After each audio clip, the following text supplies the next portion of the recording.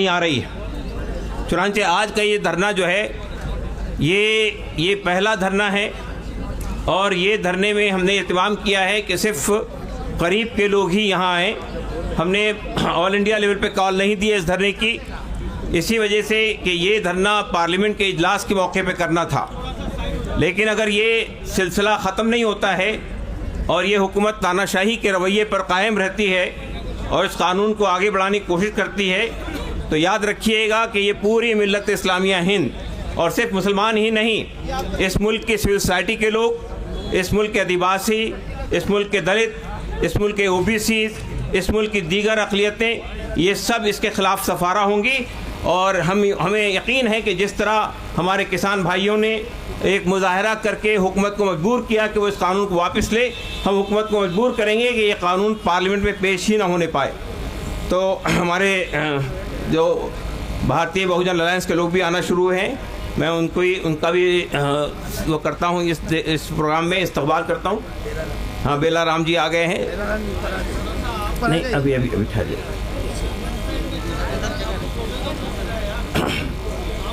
तो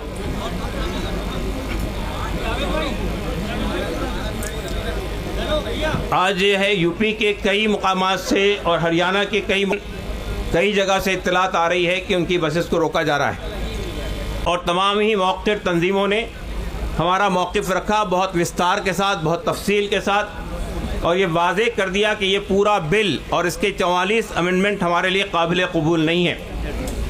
ये अमेंडमेंट वक्फ़ तरमीमात के नाम पर वक्फ़ के साथ खिलवाड़ कर रहे हैं। ये तरमीमी बिल जिस तरह लाया गया है और बताया ये जा रहा है कि ये ट्रांसपेरेंसी लाने के लिए लाया जा रहा है, बताया ये जा रहा है कि ये इसका पैसा गरीबों तक पहुंचाने के लिए लाया जा रहा है, लेकिन ये सिर्फ गुमराह करने की बातें हैं। हमने बहुत तफसील से उनके 44 तरमीमात का मुताला किया है और इस नतीजे में पहुँचे हैं। सब मुस्लिम तंजीमें और India Muslim personal law board और तमाम मुस्लिम तंजीमें इस नतीजे में पहुँची हैं कि ये वक्फ़ की जायदादों के साथ खिलवाड़ करने के लिए लाया जा रहा है। ये हमारी मसाजिद को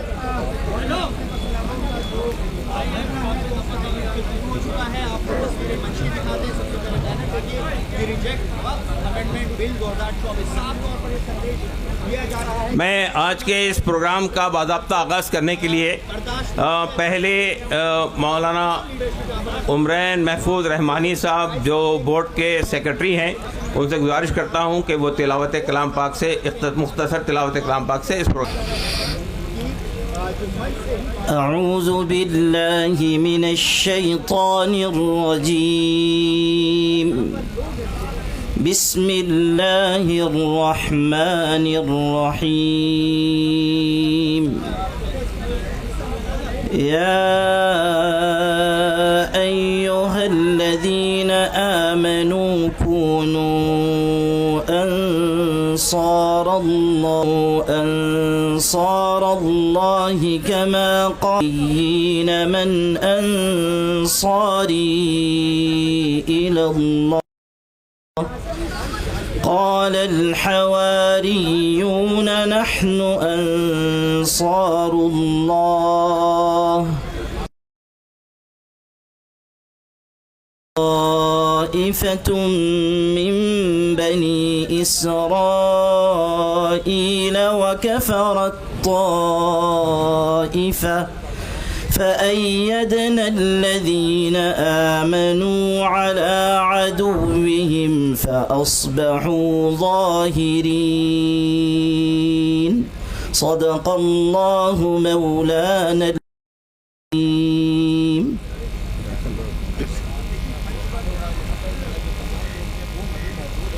जज़ाकल्लाह खैर।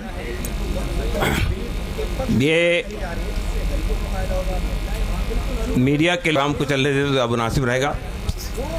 मैं देखिए इस प्रोग्राम का आगाज़ करने के लिए एक बहुत ही मोतबर नाम, एक बहुत ही मुअज़्ज़ज़ शख्स और all India Muslim personal law board के नायब सदर हज़रत मौलाना उबैदुल्लाह खान आज़मी साहब से गुजारिश करता हूँ कि वो ये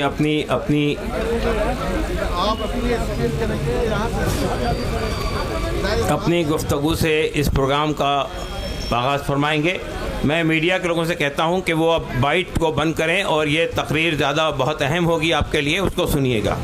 मैं मौलाना उबैदुल्लाह खां आज़मी साहब, शोला बयान मुकर्रिर, एक बहुत ही रिकगनाइज आवाज़ मिल्लत की, साबिक़ MP, उनसे गुजारिश करता हूं कि वो तशरीफ़ लाएं और अपनी बात इख्तिसार से हमारे सामने रखें।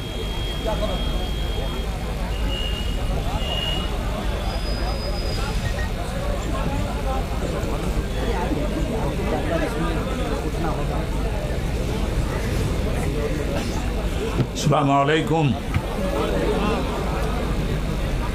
भाई, सबसे पहले मीडिया के लोगों से खुसूसन अपील की, आप लोगों से बाइक लेना और अपनी तकरीरें करना बंद कर दीजिए।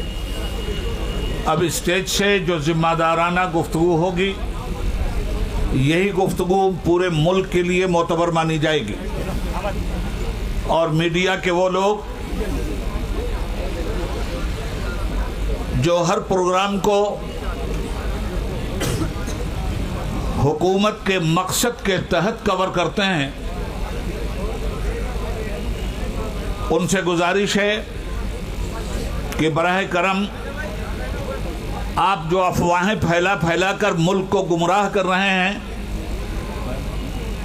और हिंदुस्तान भर के लोगों को भ्रमित कर रहे हैं, आप अपने पेशे के साथ नमक हलाली नहीं कर रहे हैं। इसलिए मैं फिर एक मर्तबा अपनी गुफ्तगू करने से कबल मीडिया मुअद्दबाना गुजारिश करूंगा कि आप समाज की आंख हैं, समाज की निगाह हैं, और आपके जरिए समाज अपने हालात को देखता, पढ़ता और सुनता है।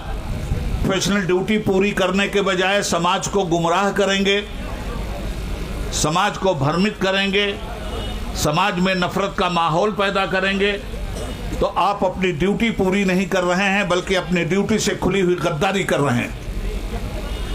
मेरा ख्याल ये है कि ये मैसेज तभी लोगों तक पहुंच गया। अब कुछ ज़रूरी बातें मैं आपकी खिदमत में पेश करना जा रहा हूं। बिस्मिल्लाहिर्रहमानिर्रहीम। किसे खबर थी बाहर आते ही फूल रंगी कफन बनेंगे, खबर थी बाहर आते ही फूल रंगी कफन बनेंगे, कदम कदम पर रविश रविश पर चमन में दारो रसन बनेंगे। न होता गुलची का लब पे शिकवा, न करते रहे तलब में यकीन था किसको कि होगा एक दिन ये सानहा भी, रुकेगा मंजिल पे कारवां जब तो राह बर राहजन बनेंगे। मोहतरम हजरात, मुशान विशाल धरना all India Muslim personal law board के तहत दीगर मिली तंजीमों की पूरी हासिल करते हुए अपनी बात सेंट्रल हुकूमत तक पहुंचाना चाहता है। एक हंगामे महशर हो तो उसको भूलूं, सैकड़ों बातों का रह रह के ख्याल आता है। दुनिया की सबसे बड़ी डेमोक्रेसी हिंदुस्तान का संविधान मुल्क के हर बाशिंदे को तहफ़्फ़ुज़ात के साथ अपने धर्म और कर्म, रहन और सहन के साथ जीने और खुलकर जीने की पूरी आज़ादी, ख़ास तौर पर माइनॉरिटीज़ के लिए बहुत सेंसिटिव जहन रखता है। इसीलिए मुल्क का संविधान बनाने वाले दानिश्वरों ने 1947 से लेकर 1950 तक ये महसूस का आवाज़ को दबाने में कामयाब हो जाती है। इसलिए अक़लियत की आवाज़ को दबाया ना जाए और उनके हक हुकूक पर किसी तरह से अलग से माइनॉरिटीज़ के लिए कुछ सेक्शन कायम किए और कुछ दफात और आर्टिकल्स ऐसे रहे जिसमें ये बात लेके कन्याकुमारी की सरहदों तक और गुजरात की वादी से लेकर बंगाल की खाड़ी तक मुकम्मल दात, हमारा निकाह, हमारा ब्याह, हमारा तलाक, हमारा मुहस्बा, हमारा वक्फ, हमारे मजहब के जितने भी कवानीन हैं, सारे कवानीन के तहफ़्फ़ुज़ के लिए मुल्क के संविधान ने गारंटी दी है। मुल्क में हुकूमत सेकुलर होगी, ये भी मुल्क के संविधान का एक फैसला है। सेकुलर हुकूमत का मतलब होता है ला मजहब, कोई धर्म नहीं होगा, मगर सेकुलर मुल्क में उस बेधर्म हुक्मिक लोग अपनी ज़िंदगी धर्म की बुनियाद पर गुजारते हैं। उन तमामी तर लोगों के धर्म और कर्म की पूरी हिफाजत की गारंटी सेकुलर हुकूमत को लेनी है। और जहाँ किसी मजहब के अंदर किसी दूसरे ने अगर रुकावट पैदा की तो ऐसी सूरत में हुकूमत की जिम्मेदारी है कि कानून उसके गरेबा। जहाँ हमारी और सारी चीज़ें हैं उसमें ये वक्फ की जायदादें हैं। जिस तरह नमाज और रोज़ा, हज और ज़कात हमारे लिए ज़रूरी है, उसी तरह से हज और रमज़ान के रोज़े और उसी तरह से ये वक्फ की जायदाद का तहफ़्फ़ुज़ भी हमारे लिए ज़रूरी है। सबसे पहले 2 मिनट में मैं ये बात साफ कर देना चाहता हूँ कि वक्फ की जायदाद का बैकग्राउंड क्या है। हिंदुस्तान के मुसलमानों ने अपनी जायदाद खुदा के नाम पर वक्फ करते हुए मुसलमानों के हवाले किया। मस्जिद के लिए, मदरसे के लिए, कब्रिस्तान के लिए, दरगाहों के लिए, इमाम बाड़ों के लिए, ईदगाहों के लिए। वक्फ के कानून को हिंदुस्तान के संविधान ने इतनी मजबूती दी है कि जो चीज़ें वक्फ हो चुकी हैं उन्हें न मुसलमान खरीद सकता है न गैर मुस्लिम, न मुसलमान उन पर कब्जा कर सकता है न गैर मुस्लिम और न हुकूमत। मगर मुल्क के इस कानून की धज्जी इस तरह से उड़ाई गई, वक्फ की जायदाद पे कब्जा और तसल्लुत जमा कर हमें शर्मिंदा किया। हुकूमत को ये चाहिए था कि वक्फ तरमीमी एक्ट पेश करने के बजाय जहाँ जहाँ धांधलियाँ हो रही हैं उन धांधलियों को ख़त्म करते हुए मजबूत कानून का शिकंजा उन पे कसे। बजाय इसके हुकूमत ने वक्फ की जायदाद ही को हड़प करने का एक नापाक मंसूबा बनाया। इसलिए में जो तरमीमी बिल लाया गया, उस तरमीमी बिल की कुछ दफ़ात मैं आपके सामने रखना चाहता हूँ ताकि साफ समझ में बात आ जाए कि ये बिल मुसलमानों के लिए हानिकारक क्यों है।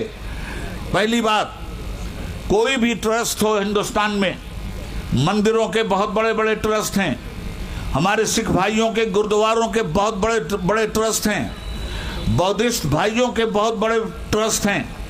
किसी भी ट्रस्ट में किसी गैर से एंट्री नहीं है। सिखों के ट्रस्ट में हिंदुओं की एंट्री नहीं, हिंदुओं के ट्रस्ट में मुसलमानों की एंट्री नहीं।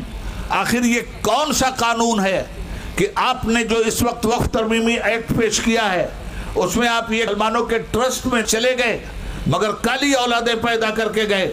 जो तबाही सफ़ेद अंग्रेज़ों ने मचाई थी वही तबाही आज ये काली औलादें अगर मचाएंगी तो याद रखना चाहिए इन्हें, हमारे बाप दादा ने मुल्क में जो नफरत का माहौल पैदा किया गया है। अब की मर्तबा की होली हम लोग हमेशा होली, दिवाली, ये सारी चीज़ें रवादारी के साथ एक दूसरे के सामने वाली काली हुकूमत जिस तारीख आपकी इस बदनीयती को कभी भी माफ़ नहीं करेगी। इससे पहले भी होली आती थी, कभी मस्जिदों पे तिरपाल नहीं पड़ते थे।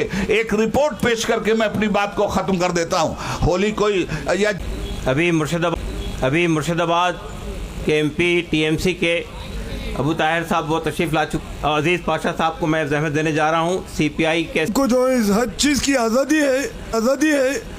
ये एक आज़ाद हिंदुस्तान में हमारे सामने जो कुछ हो रहा है, बहुत एक्ट जो लोग अपने तरफ से सखावत देना चाहते हैं इस तमाम पूरी कौम के लिए और पूरे इसके लिए, तो मेजर ऑफ डेमोक्रेसी को अगर प्रैक्टिकल एंगल से देखें तो मदर ऑफ डेमोक्रेसी को कुचला जा रहा है। इसलिए कि जो हुकूक हासिल है तो गुरुद्वारा तो गुरुद्वारा कमेटी है या हिंदुओं की जो कमेटी है, अपने जो कमेटी में कभी नान अपने कमेटी के लोगों को नहीं रखा जाता। मगर क्या वजह है कि आप जो है ना यहाँ पर हमारे इस कमेटी में जो है ना नॉन मुस्लिम्स को रखा जा रहा है, और ये कानून की तरफ से 44 अमेंडमेंट लाए गए, मगर तमाम 44 अमेंडमेंट को रद्द कर दिया गया। और जो है ना उनके जो 14 Even government is an encroacher in this. Crores worth of land is encroached by the government. Through this registration, what they are doing, they are glorifying that encroachment. In order to gain the political will, they are now taking a Waqf board, council, even tribunal has been undermined and everything is captured by the government. They want to grab all these properties. We should not allow it. I don't want to take much of time because clear violation of the Indian Constitution is there. Article 25 and Article 26 and all kind of things. They are taking undemocratic attitude in this. In the parliament, we let it come in the parliament. In the parliament, if it comes, I hope that many people will join together to talk and fight against this kind of in the parliament. I assure you, as a member in the parliament and a party leader IUML, we will fight it tooth and nail, and we will have all kind of support to this kind of agitation and the movement. I believe that the leaders, they are great leaders. They have sacrificed for the community's interest in front of them, keeping them in the forefront. We will agitate this, we will spread this agitation throughout India. I would like to say that also. So we have to stand together, we have to fight together. I hope that you all will support this, and we on behalf once again support IUML support to this. Let us have a joint work. ये केवल Aryans domination का काल नहीं रहा इस देश का कि आप उसी को इतिहास बनाने लगेंगे, वही डोमिनेंस का नेचर लेकर के रौंदते चलेंगे। ये नहीं चलेगा इस देश में। इस देश में हम हैं, दलित हैं, पिछड़े हैं, माइनॉरिटी हैं, आदिवासी। आपको हम सैल्यूट करते हैं इस मंच से, जिन्होंने कहा कि अब जमींदार का बेटा जमींदार नहीं होगा, राजा का बेटा राजा नहीं होगा। अब जब आज़ादी मिली है तो अंग्रेज भी गए और यहाँ से राजशाही भी गई। अब जनता के एक एक वोट से प्रतिनिधि चुना जाएगा और दिल्ली में जिसकी बहुमत होगी उसी की सरकार होगी, वही देश पर राज चलाएगा। मालिक इसको बनाया।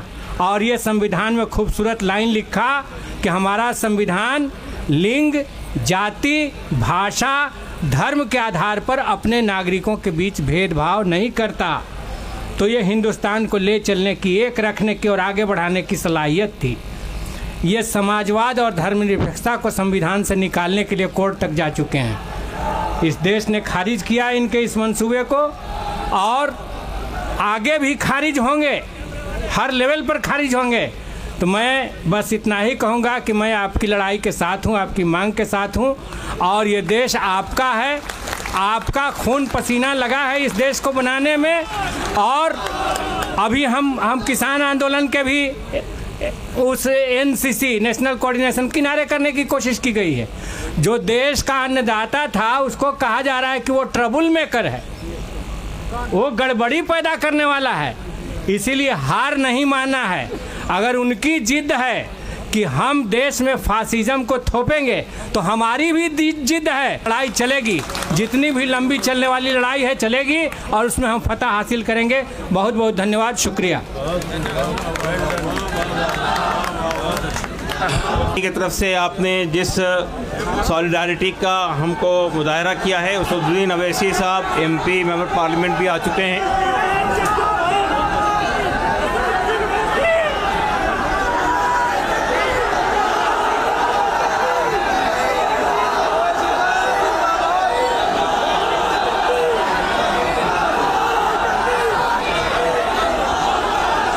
नहीं, आप लोग हम ये बैरिस्टर असदुद्दीन साहब तशरीफ़ ला चुके हैं।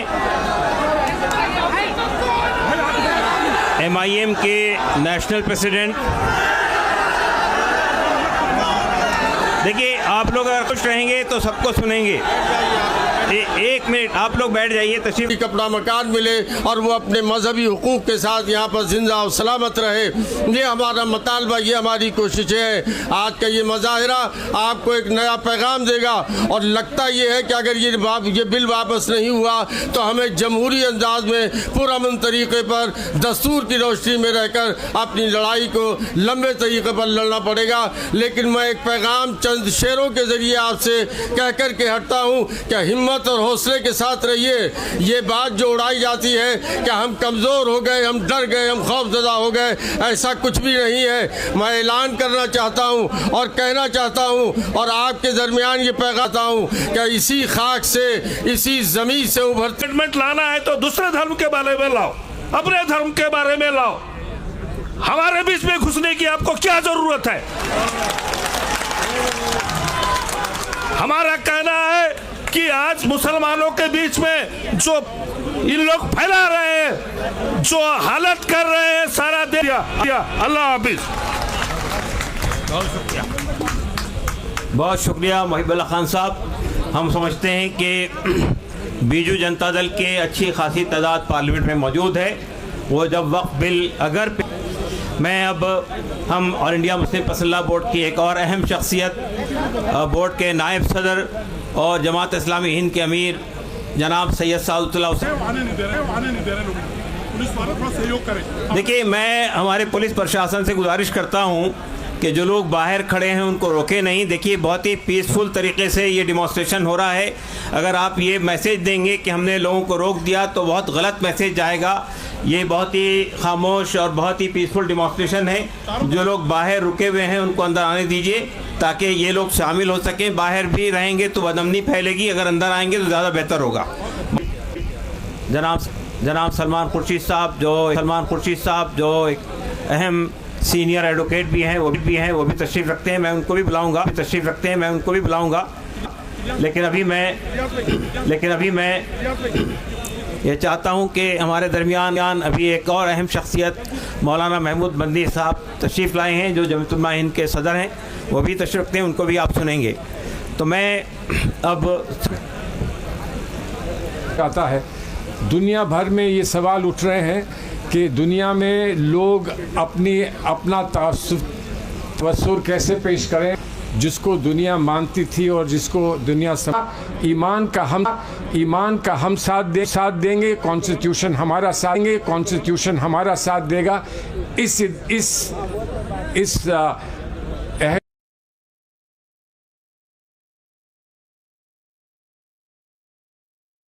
यहाँ दीनी आलिम आपके मौजूद हैं, आपके सारे रहनुमा यहाँ मौजूद हैं। वो जो इशारा करेंगे, जो रास्ता दिखाएंगे, उस रास्ते पर यकीनन हम लोग सब चलें।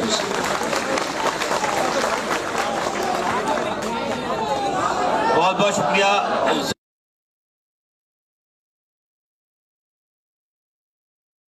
कि ये शरारत अंगेज हरकतें हैं मीडिया की तरफ से की जा रही है कि वो आम लोग हैं, और अगर आप ये बात करेंगे तो हम उन लोगों को जो मीडिया को बाइट मत दीजिए, यहाँ जिम्मेदारान बैठे हुए हैं, वो अपनी बात रखेंगे और उनकी बात ही सबके हैं। आज हम हैं कल नहीं रहेंगे। देश है और देश रहेगा इंशाअल्लाह। औकाफ ये जो वक्फ की ज़मीनें हैं, ये बिलीवर्स की चैरिटी हैं, ये मुसलमानों के बुजुर्गों ने चैरिटी की है, और ये देश की ज़मीनें देश में रहेंगी और देश ही के काम आएगी। मैं जेपीसी को सिर्फ इतना कहता हुआ जाना चाहता हूं कि आपने बड़ी नाइंसाफी से काम लिया है। आप जिस तरह स्टेक होल्डरों को छोड़कर नॉन स्टेक होल्डरों से बात कर रहे थे, मुझे तो डर लग रहा था कि भारत के बाद शायद आप श्रीलंका जाने वाले हैं। वहां पूछने वाले हैं लोगों से कि बताओ आप नेपाल जाने वाले हैं क्यों? भारत में बांग्लादेश की हसीना अच्छी लगती है, हिंदुस्तान का हुसैन भाई अच्छा नहीं लगता। आखिर हम आपके हैं, आप हमारे हैं। आइए हम देश को एक पावरफुल शक्ति बनाएं, भारत को एक गौरवशाली देश बनाएं। हिंदुस्तान जिंदाबाद।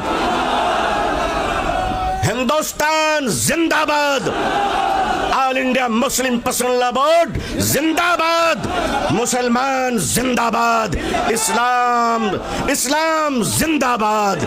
बहुत बहुत शुक्रिया, बहुत बहुत शुक्रिया। अस्सलाम वालेकुम रहमतुल्लाह। जी, बहरहाल हम महसूस कर रहे थे कि आप लोगों को भी एक जज्बाती तकरीर की ज़रूरत थी, तो आपने सुना। अब मैं CPI-ML के दीपांकर भट्टाचार्य जी से गुजारिश करता हूं, जो जनरल सेक्रेटरी हैं, वो तशरीफ़ लाए हैं इसी प्रोग्राम के लिए। और जो उधर ऊपर से आप लोग नीचे आ जाइए, ऊपर मत चढ़िए। दीपांकर भट्टाचार्य जी। शुक्रिया। आज जिस सवाल को लेकर के आप सब लोग यहाँ इकट्ठे हुए हैं, ये हम सब लोगों का साझा सवाल है। इस संशोधन बिल के खिलाफ हमारी पार्टी ने भी पोजीशन लिया है और पार्लियामेंट के अंदर भी हमारे जो 2 मेंबर पार्लियामेंट है उन्होंने भी पोजीशन लिया है। और मुझे जानकारी है कि अपोजिशन की बहुत सारे पार्टीज़ ने जो इसके लिए JPC बनाई गई थी उसमें भी बातें गई थी, लेकिन उनके तमाम बातों को दरकिनार करके जिस तरह से इस देश में बुलडोज़र राज चल रहा है, तो इस बिल को भी बुलडोज़ कर देने की पूरी साजिश चल रही है। इस साजिश के खिलाफ आज हम सब लोग यहाँ जमा हुए हैं और मुझे लगता है कि इस समय ये सवाल हमने तमाम स्पीकरों को सुना और बिल्कुल ये सही बात है कि ये वक्फ की जो ज़मीन है उसका निश्चित तौर पर सीधा जो ताल्लुकात है वो मुस्लिम कम्युनिटी से है, कलेक्टिव चैरिटी और वेलफेयर के साथ है। लेकिन ये जो सवाल है, ये सवाल इस समय सिर्फ किसी एक कम्युनिटी का सवाल नहीं है। आज हम लोग देख रहे हैं कि जो भारत में जिस फासीवाद के दौर से हम गुजर रहे हैं, ये एक एक करके मुद्दों को चुनते हैं, एक एक तबकों को टारगेट करते हैं और सबको अलग अलग करके बांट करके अपना पूरा मकसद पूरा करता है।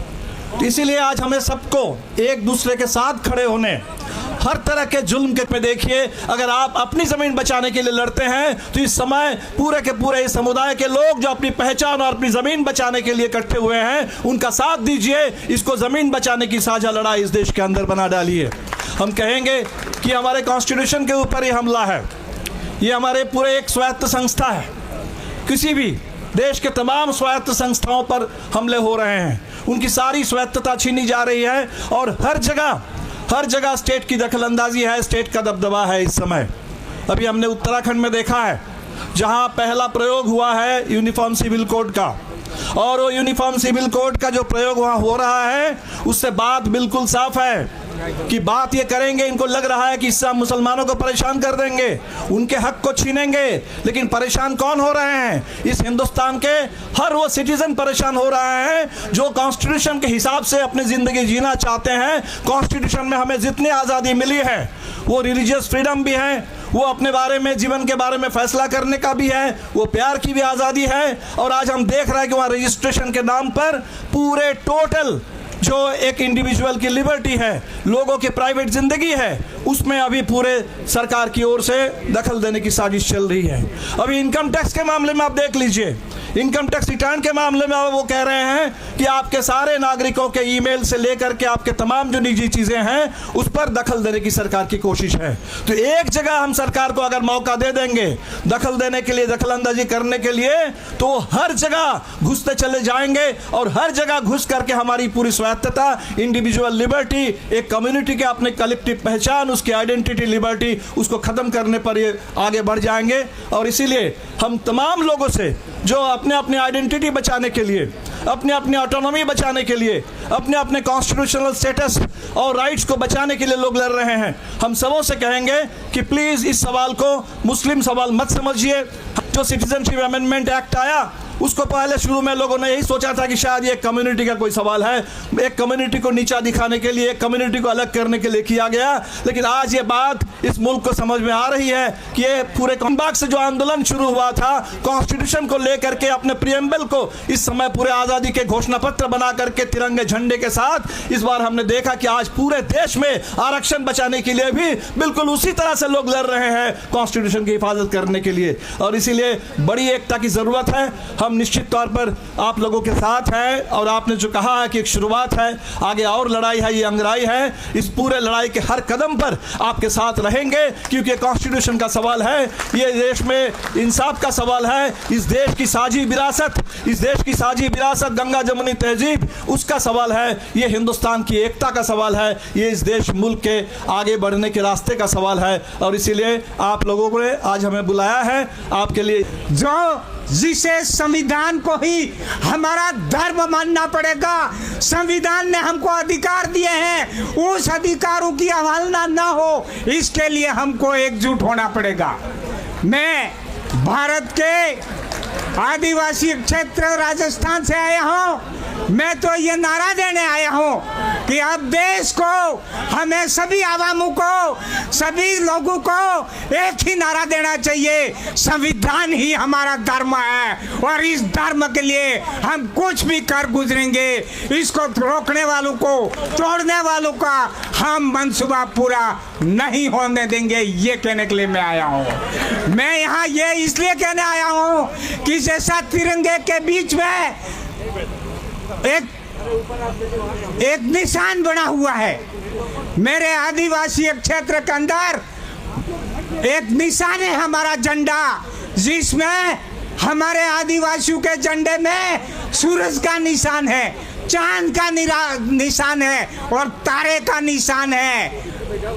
इसका मतलब यह हुआ कि सूरज मानने वाले हो, चाहे तारे को मानने वाले हो, चाहे चांद के मानने वाले हो, को आदिवासियों का मूल धर्म है इन सब का सहयोग करना, रक्षा करना, सहायता करना। ये हमारा मूल धर्म है कि संविधान हमारा आगे बढ़ेगा। इन्हीं बातों के साथ में जिस तरह से ये बात आज कर रहे हैं, ये पूरे देश में आम व्यक्ति इस वक्त संशोधन बिल के विरुद्ध में आवाज उठाएंगे और हम सब इसका समर्थन करते हैं कि ये बिल वापस लिया जाना चाहिए। इन्हीं शब्दों के साथ में एक बात कह के अपनी बात खत्म करता हूँ कि डूबते हुए सूरज ने कहा मेरे डूबने के बाद इस संसार को उजाला कौन देगा।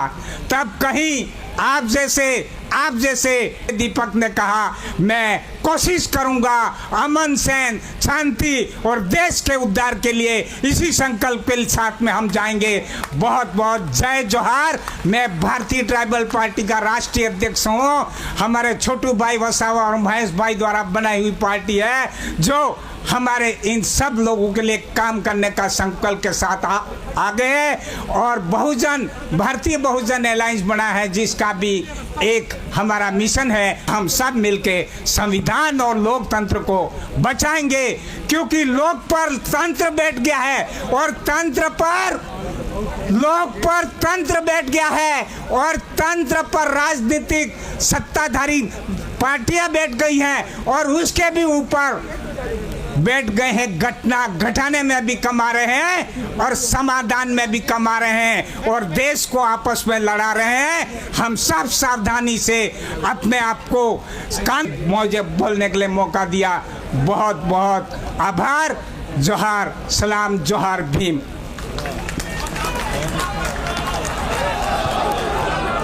बहुत धन्यवाद।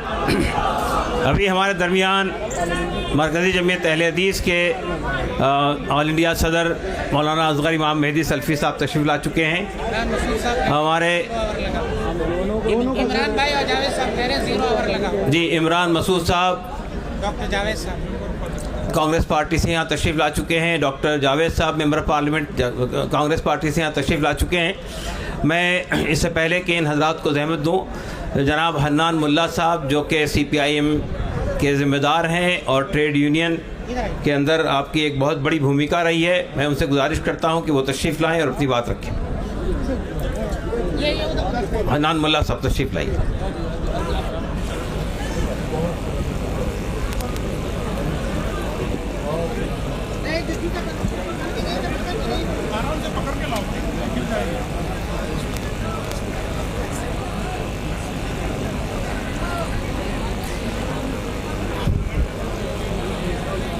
बाहर कोई बसेस रोक रहे हैं लोग। मेरी गुजारिश है कि जो लोग आ रहे हैं उनको आने दीजिए। अब थोड़ी देर और चलेगा ये प्रोग्राम, तो जो लोग बाहर खड़े हुए हैं उनको बाहर मत रोकिए, अंदर आने दीजिए।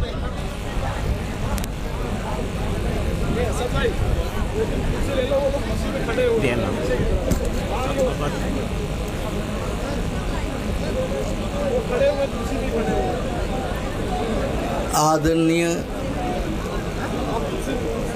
शदारत करने वाले हमारा बुजुर्ग साथियों और हिंदुस्तान के कोने कोने से आए हुए मेरा भाइयों और दोस्तों, मैं मार्क्सवादी कम्युनिस्ट पार्टी की ओर से आज के ये जो आपका समावेश है, आवाज़ है, इसमें आवाज़ मिलाने के लिए हाजिर हुआ। विषय आपको सबको मालूम है, वक्फ बिल जो है उसको संशोधन करने का जो साजिश है उसके खिलाफ लड़ाई है।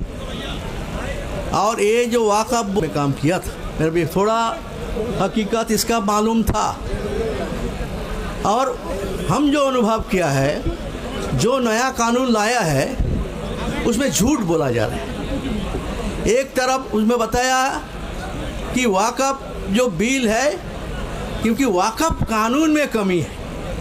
1995 में जो कानून बना था वो कानून में कोई कमी नहीं था, थोड़ा बहुत हो सकता, मगर मुख्य तो कोई कमी नहीं था।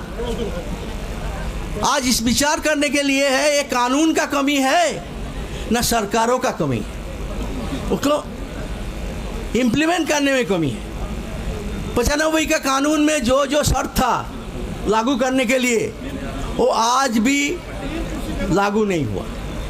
उन्होंने बताया था कि हर राज्य सरकार इस कानून के आधार पर रूल्स बनाएंगे।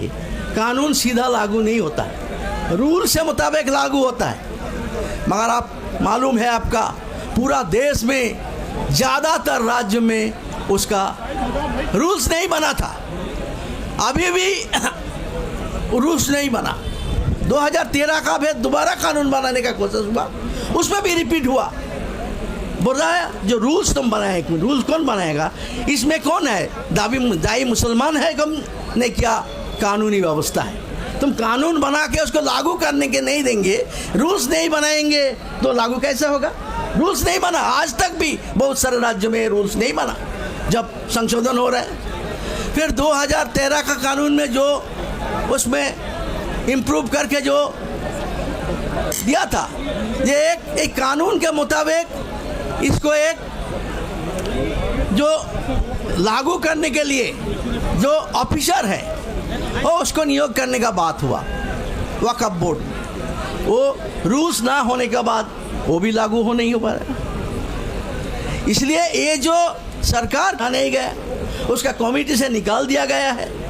तो इस तरह ज़बरदस्ती मेजोरिटी के नाम पे इस कानून को पारित करने के लिए जो प्रस्ताव दिया है, ये संपूर्ण रूप से एक संविधान विरोधी है, हमारा जो गणतांत्रिक जो व्यवस्था है उसको विरोधी है।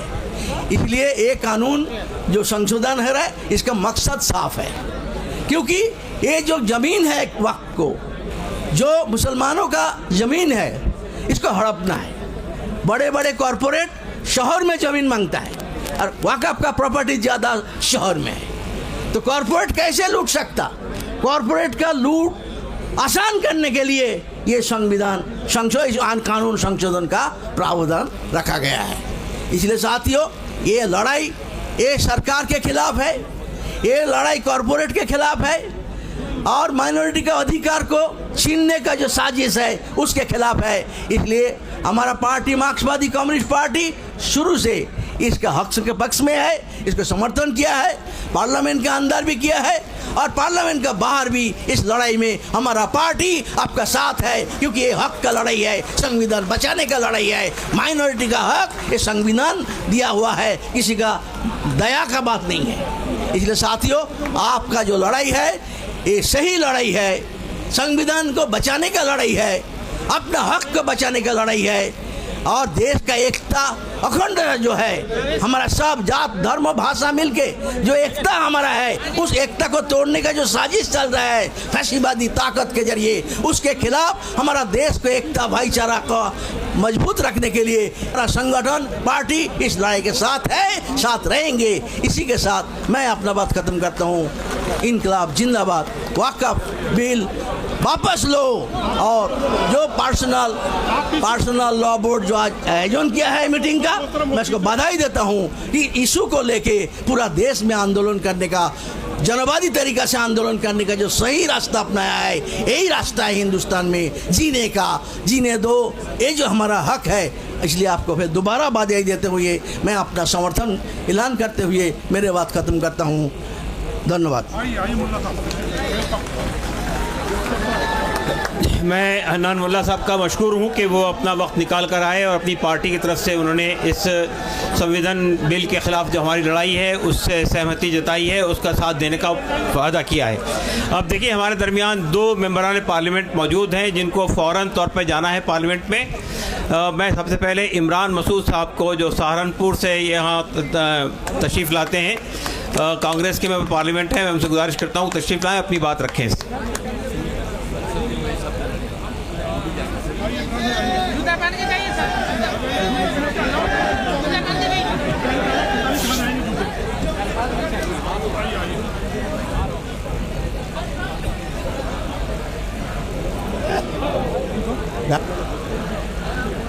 तमाम पॉलिटिकल पार्टीज़ के हमारे साथी मेंबर ऑफ पार्लियामेंट और यहाँ पर मौजूद मेरे तमाम मुअज़्ज़िज़ बुज़ुर्गों साथियों, महसूस ही होता है दौरे तबाही है, शीशे की अदालत में पत्थर की गवाही है, दुनिया में कहीं इसकी तफ़सील नहीं मिलती, कातिल ही मुंसिफ है, कातिल ही सिपाही है। आज ये मुल्क के हालात बने हैं, कान की धज्जियाँ उड़ाने की कोशिश देश के अंदर करने का काम किया जा रहा है। मैं उस लड़ाई के अंदर अपनी छोटी सी हिस्सेदारी अपनी पार्टी के और हमारे देश के मजबूत नेता राहुल गांधी के सिपाही के तौर पर आपके बीच में करने के लिए आया हूं। और हम लोग संसद से लेकर के सड़क तक इस लड़ाई को लड़ने का काम करेंगे। चूँकि हमें पार्लियामेंट जाना है, मुझे भी और जावेद साहब को भी, हमारा दोनों का इत्तेफाक से 0 आवर लगा है, 12 बजे स्टार्ट हो जाएगा। तो मैं आप सब लोगों से सिर्फ इतनी गुजारिश करना चाहता हूं कि जहां खून की ज़रूरत होगी वहां खून देंगे, और जहां आपको लड़ने की ज़रूरत होगी हम आपको अहली सफ़ के अंदर नज़र आने का काम करेंगे। आप तमाम लोगों का बहुत बहुत शुक्रिया, क्योंकि इस लड़ाई को हमने जेपीसी में बहुत मजबूती के साथ लड़ने का काम किया है, और इंशाअल्लाह सुम्मा इंशाअल्लाह अल्लाह की ज़ात से उम्मीद है कि इनके काले हाँ, बहुत शुक्रिया इमरान मसूद साहब। जेपीसी के अंदर जिन लोगों ने बहुत ताकत से हमारा मौक़िफ़ रखा और वक्त तरमीम बिल की मुखालफत की, उसमें इमरान मसूद साहब का भी नाम बहुत अहम लोगों में शामिल है। मैं अब जब डॉक्टर जावेद साहब से, पार्टी के तरफ से मुझे भी जेपीसी में हिस्सा लेने का मौका मिला, और जो हम लोगों ने देखा ये साफ है कि जो हमारे लोगों ने गरीब मिस्कीनों के लिए ज़मीनें प्रॉपर्टीज़ दी थी, उसको ये सरकार हड़पना चाहती है। और इसका पुरजोर हमने वक्त में भी खिलाफ़ किया था सब लोगों ने, और पार्लियामेंट में भी खिलाफ़ करेंगे जब वो बिल पास करने के लिए लाएंगे। लेकिन आज ये जमात देख के मुझे खुशी हो रही है कि इसके बारे में जानकारी हर इलाके में है, परेशानी हर इलाके में है, और मुझे उम्मीद है कि ये जो नापाक फ़ैसले हैं इनके या इरादे हैं, इससे वो अपना रास्ता बदलें। जैसा कि इमरान साहब ने कहा कि हम लोग सब लोग मजबूती के साथ आपके साथ हैं, जो भी कानूनी इजाज़त है हमें वो सब हम आजमाएंगे। बहुत बहुत शुक्रिया। खुदा हाफ़िज़।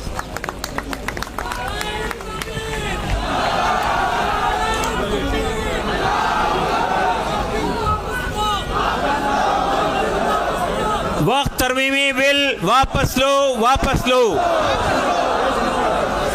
अब देखिए, हमारे बीच में पंजाब से चलकर यहाँ इस प्रोग्राम में शिरकत के लिए आए हैं सिख पर्सनल लॉ बोर्ड के राष्ट्रीय कन्वीनर प्रोफेसर जगमोहन सिंह जी। मैं उनसे गुजारिश करता हूं कि ये हमारी यूसीसी की लड़ाई में भी बहुत तरीके से साथ हैं, हमारे जो प्रोग्राम हो रहे हैं मुख्तलिफ इलाक़ों में उसमें भी आप शरीक होते हैं। मैं प्रोफेसर जगमोहन सिंह से गुजारिश करता हूं कि वो अपनी बात रखें। वो भी अच्छी तरह जानते हैं कि पहला नंबर हो सकता है हमारा हो, लेकिन दूसरा नंबर बहरहाल हमारे सिख समुदाय के लोगों का है। वो इस बात को अच्छी तरह जानते हैं कि ये वक्त पर जो आफत आई है, इसके बाद अगला नंबर गुरुद्वारा प्रबंधक कमेटी पर भी लग सकता है।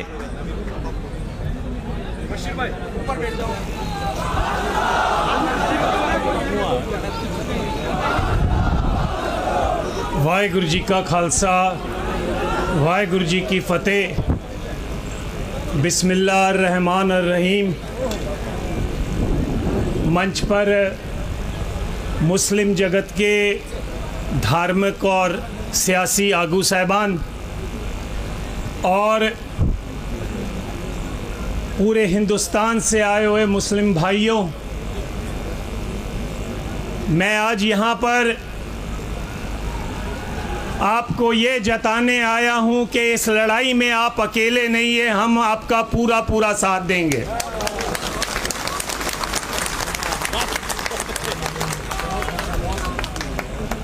हिंदुस्तान की सरकार कोई भी हो, उसकी हमेशा ये कोशिश रही है कि मुसलमानों को, सिखों को, ईसाइयों को, सबको अक़लियतों के रूप में वो इकट्ठा कर, अलग अलग करके तो अपनी लड़ाई जो लड़े। आज आपकी ताकत को देखते हुए एक और बड़े मुहाज की आज आप नींव रख रहे हैं कि हम अक़लियत नहीं हैं, हम मेजॉरिटी हैं। और ये तब मुमकिन हो सकता है जब हमारी लड़ाई आपकी हो और आपकी लड़ाई हमारी हो। ये तब हो सकता है जब वक्फ बोर्ड की ज़मीनें अगर बिहार में उठाई जाती हैं या कोई धक्का किया जाता है या यूपी में किया जाता है, तो पंजाब में से मुसलमान और सिख भाई वहां जाकर लड़ाई लड़ें और अपने जो है उनको बताएं कि ये हम बर्दाश्त नहीं करेंगे।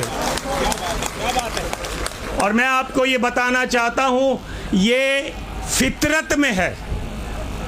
बिहार में पटना साहिब हमारी वो मुकद्दस जगह है जहां पर 10वें गुरु गोविंद सिंह जी ने जन्म लिया था, प्रकाश हुआ था उनका। वहाँ की ज़मीनें भी डिस्ट्रिक्ट जज के अधीन हैं। आधे से ज़्यादा ज़मीनें छीन ली गई हैं। इसी तरह नांदेड़ में आधे से ज़्यादा नांदेड़ शहर हमको निज़ाम हैदराबाद ने महाराजा रंजीत सिंह के काम से खुश होकर तखत हजूर साहब को वो ज़मीन दी थी। उस नांदेड़ शहर की आधा से ज़्यादा ज़मीन जो है महाराष्ट्र की सरकार ने कब्ज़ा किया हुआ है। पिछले 12 सालों से चुनाव नहीं होने दे रहे हैं और उनका पूरा मंसूबा है तो है हुकूमत चलानी है। तो मेरा आपसे यही कहना है कि वक्फ बोर्ड की ज़मीन गरीब की ज़मीन है। वक्फ बोर्ड की ज़मीन धार्मिक बंदे की ज़मीन है जिसने दसवंध दिया, कहा भी चलो मेरे दादा दुनिया छोड़ गए हैं, उनकी याद में मैं थोड़ी सी ज़मीन देता हूँ। जहाँ पर कोई मदरसा सरकार आपका टेस्ट ले रही है, आपको इस टेस्ट में पास होना है और इस लड़ाई को केवल दिल्ली तक सीमित नहीं करना है, पूरे हिंदुस्तान के एक एक सूबे में ही नहीं बनाना है कि ये जो धक्का है हम बर्दाश्त नहीं करेंगे। मेरी आपसे गुजारिश है, डॉक्टर इलियास साहब से, बाकी सारे जो सज्जन यहाँ पर बैठे हैं उनसे भी, इसको केवल एक दिन का धरना मत बनाओ। मैंने इनकी जो वीडियो टॉक सुनी है, इसमें इन्होंने कहा है कि जैसे किसान भाइयों ने 1 साल तक बॉर्डर पर लड़ाई लड़कर सरकार के घुटने लगा दिए थे। सरकार मान गई कि हमको बिल वापस लेना पड़ेगा। तो अगर वक्फ बोर्ड की ज़मीनों को बचाना है तो आप भी इस लंबी लड़ाई के लिए तैयार रहें और हम आपका पूरा साथ देंगे। और उसके लिए अगर हमें जंतर मंतर पर भी 1 साल बैठना क्यों ना पड़ जाए, हम आपका पूरा साथ देंगे।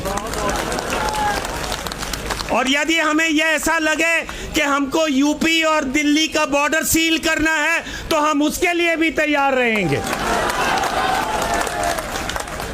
ये रीजनल लड़ाई नहीं है, ये धार्मिक लड़ाई है और धार्मिक लड़ाई धार्मिक जज्बे से ही लड़ी जा सकती है। तो आओ, हम आपका पूरा साथ देंगे। आप यकीनी बनाओ कि आप साथ लें।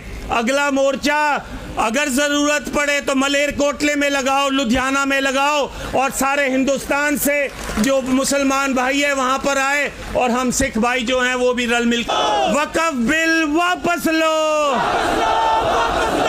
मुस्लिम, सिख, दलित, ट्राइबल एकता जिंदाबाद।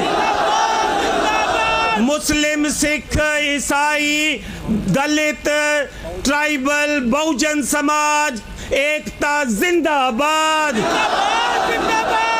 इस आस के साथ कि हम इस लड़ाई को जरूर जीतेंगे, एक बार फिर अंत में आप ही का नारा, नाराए तदबीर।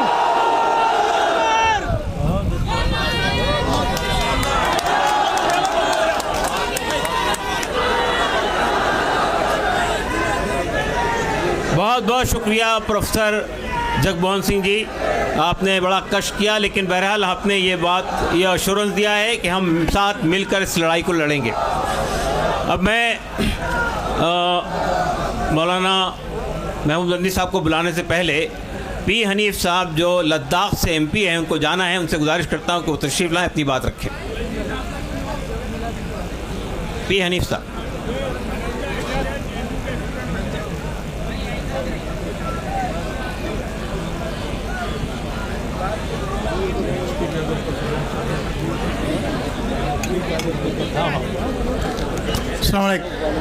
अल्हम्दुलिल्लाह वस्सलातु वस्सलामु अला रसूलिल्लाह।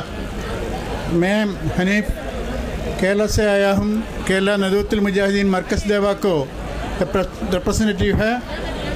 मैं अभी I to support Muslim Kerala personal Muslim law board because the proposed act is not an amendment but actually it is a repealing of the existing law which we have to protest.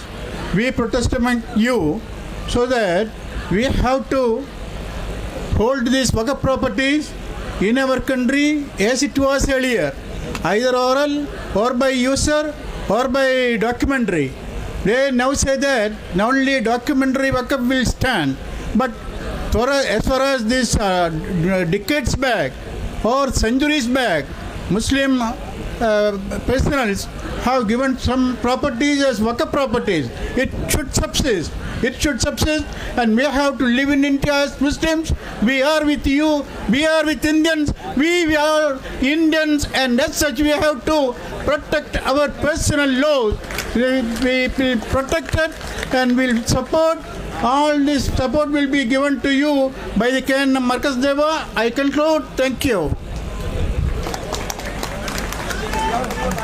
Thank you very much P Hanif साहब। मैं अब मौलाना महमूद बंदी साहब से गुजारिश करता हूं कि वो ख़ास तौर से इस प्रोग्राम के लिए दारुल उलूम देवबंद से आए हैं। आप आम तौर पे रमज़ान में दारुल उलूम देवबंद में क़याम करते हैं, वहीं तरावी पढ़ाते हैं, लेकिन आपने जहमत की। मैं आपसे गुजारिश करता हूं कि अपनी बात रखें।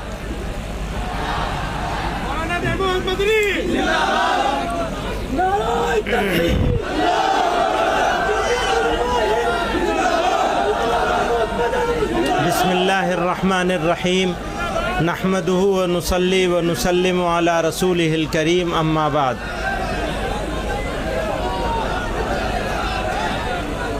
अभी बहुत सारे लोगों ने इस एक्ट के बारे में और इस एक्ट के संविधान विरोधी दस्तूर मुखालिफ होने के बारे में तफसील से बात करी। तासुर यह दिया जा रहा है कि ये मुसलमानों का मामला है, हालांकि सच्चाई ये है कि ये मुसलमानों का मामला नहीं है। सिर्फ मुसलमानों का तो है ही है, लेकिन सिर्फ मुसलमानों का नहीं है, बल्कि ये मुल्क के दस्तूर का मामला है। इस मुल्क के दस्तूर साज़ों ने, मॉडर्न इंडिया के जो आर्किटेक्ट थे, उन्होंने किसी चीज़ की शुरुआत इतनी खूबसूरत हो तो उसकी जवानी और उसका शबाब कितना खूबसूरत होगा। मुझे हमारे सिख समाज के ज़िम्मेदार, मैं उनको मुबारकबाद देना चाहता हूँ। और यकीनन ये लड़ाई सब लोगों की है, और अगर इस लड़ाई को अकेले अकेले लड़ा जाएगा तो हो सकता है थोड़ी दिन के लिए वो जीत जाएं। लेकिन एक बात का यकीन है, मैं अपने मुसलमानों से और फ़िक्रमंद सिटीज़न से, भारत के जो लोग चिंता में हैं कि ये भारत जा कहाँ रहा है, बनाया क्या जा रहा है, ये जो मेजोरिटोरियन स्टेट बनाने की कोशिश हो रही है, इसका बेहतरीन जवाब है जो इन्होंने कहा है कि यह अक़लियतों की अक्सरियत का मुल्क है और हमें नहीं जमा होना है बल्कि हमें अपने साथ है। एक बात यह है। दूसरी बात यह है, हर लड़ाई के लिए कुर्बानी की ज़रूरत होती है। आप लड़ाई लड़ेंगे और आराम से बैठे रहेंगे, काम नहीं होगा। और जो बात इन्होंने कही कि बस इनफ, बहुत हो गया, तो कुर्बानी देने के लिए हमें तैयार होना चाहिए। मैं मेहमानों का वक्त नहीं लूँगा, मैं तो अंदर का आदमी हूँ, मेहमान नहीं हूँ। बहुत सारे मेहमान यहाँ मौजूद हैं, तो मैं एक शेर पे अपनी बात ख़त्म करना चाहता हूँ। ये आगे तकलीफ़ रसन, कलीम आजिज़ मरहूम ने कहा था, थोड़ी तकलीफ़ रसन फिर थोड़ी सी तकलीफ़ दार। रसन कहते हैं जेल को। तो अब सिर्फ सड़क से काम नहीं चलेगा, थोड़ी तकलीफ़ रसन फिर थोड़ी सी तकलीफ़ दार, उसके बाद है दोस्तों आराम ही आराम है। बहुत बहुत शुक्रिया मौलाना महबूब अली साहब। अब मैं एक अहम मेंबर पार्लियामेंट जो आसाम से ख़ास इस प्रोग्राम के लिए आए हैं और पार्लियामेंट के अंदर मेंबर है कांग्रेस के, गगोई साहब से गुजारिश करता हूं कि वो तशरीफ़ लाएं, अपनी बात रखें। जी हाँ जी, डिप्टी लीडर है कांग्रेस के पार्लियामेंट में, जनाब गगोई साहब से गुजारिश है कि वो तशरीफ़ लाएं और अपनी बात रखें।